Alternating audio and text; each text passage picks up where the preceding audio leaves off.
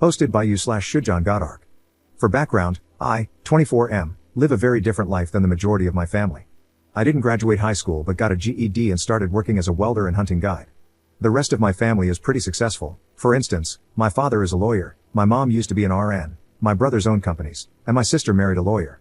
I'm glad my family found success, but they can be very shallow and often put me down for what I do for work.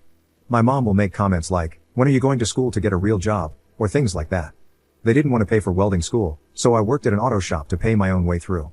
They often go on vacations and cruises without me because I won't be able to appreciate the culture or food and other nonsense like that. I love them, but I have been slowly pulling away from them over the last few years since I can tell that we live different lives and they have no interest in sharing theirs with me. Now, my grandfather's brother, Mike, and I have always been pretty close. Mike and I used to go hunting when I was young, and even though Mike also worked in law, he and I shared a love of the outdoors and nature.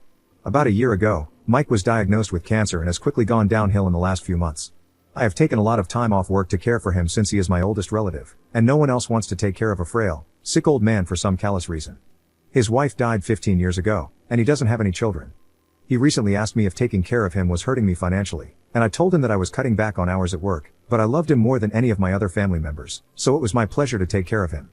The next time I visited him, he revealed that he was having his will changed and would be willing his hunting cabin. It's not really a cabin. It's a small single-family home with power and running water on 70-plus acres, to me, along with about $100,000 to get it fixed up and start your life. He wants the rest of his estate to be liquidated and donated to different causes he was passionate about. Mike is actively dying now. He asked to be taken out of hospice so he can die at home with his dog, who will also be coming with me when he passes away. In his own home, my family was talking about how much money Mike has and how, when he dies, they want to convert his hunting cabin into a summer vacation home and fund a big memorial trip to Europe on his dime since we are his last remaining family, and they expect the majority of his wealth to be divided among us. They do not know that everything is being donated and that I am getting the house and some of his money. I know that if and when they find out about what Mike has so graciously done for me, they will tear me down and curse his name. I don't want to be around for the fallout. I plan to set aside some money for renovating the house for full-time use and start a small welding company someday. So, would I be wrong if I cut them out of my life as soon as Mike is gone? Seeing this new greedy side of them has soured me a lot, and I don't know if I can even stand being around them anymore, even though I know that Mike always said your family should be everything to you. First update 4 months later. I figured I might as well provide an update to my original post, so here it is. Mike passed away shortly after my last post. He died peacefully in his sleep. His last waking hours were spent with me, Maisie, and the nurse who was caring for him. He is buried next to his late wife. He lived a good life.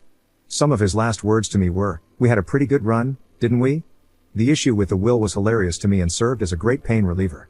Mike is always looking after me, even after his death, because watching the fallout in real time was like chicken soup for my grieving soul. Yes, Mike did leave the cabin and money to me.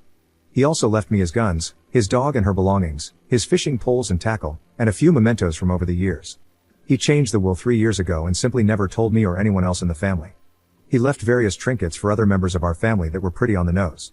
For instance, he left my father, who spent a long time complaining about the contractors doing work on the house, a bag of old hand tools.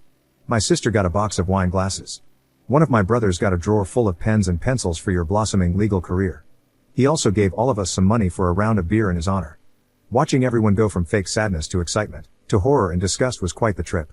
My mom kicked the pot of flowers outside the office so hard that she tipped it over. My father just stared out the window in silence for a really long time. My oldest brother held it together until we made it home, then started screaming and swearing about getting an effing box of pencils as a thank you for being part of his life. I have been moved from the disappointment son list to the crap list. As some of you noted, they weren't exactly angry about the cabin and the money Mike left me, but more so about his larger assets that were being liquidated and donated. That drove them completely insane. The main target of their anger was the primary organization that Mike willed the rest of his estate to, and other than an initial outburst and some snide comments, they seemed to take it in stride. I haven't spoken to them much since Mike's passing and the will issue. There are still matters that need to be worked out, and I was told it could take up to a year. The cabin has been locked up, and I've set up some cameras and a gate alarm. I'm moving in slowly, alternating between here and my apartment until my lease is up. It's definitely dated, and I'm currently working through renovations and repairs. Because my phone number is tied to my work, I didn't want to change it, so I opted to block everyone except my mother, in case something really bad happened. After a few days of her complaining and questioning why Mike left me something so nice, she quieted down. Last week, my mom began calling and texting me, claiming it was an emergency. I spoke with her on the phone, and, unsurprisingly, it was not an emergency. They want me to donate the cabin and land to my sister since she's thinking about starting a family and wants to raise her future children holistically. I told my mom that my sister and her husband have a double income and a lovely house in a completely different state from me, and if they wanted to move to the country, they were fully capable of doing so. However, I would not be giving them my land. She then suggested they buy it from me for $200,000, which is far, far less than it is worth. I said no. I got everything from being called a selfish prick to threats that if I don't support my sister's dreams of raising her kids in the countryside, I'll be dead to her.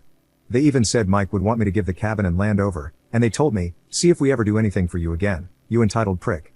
I feel like hearing those things should have been harder, but it just feels like they're trying to pressure me into giving up what my great uncle willed to me, which made me angry rather than sad.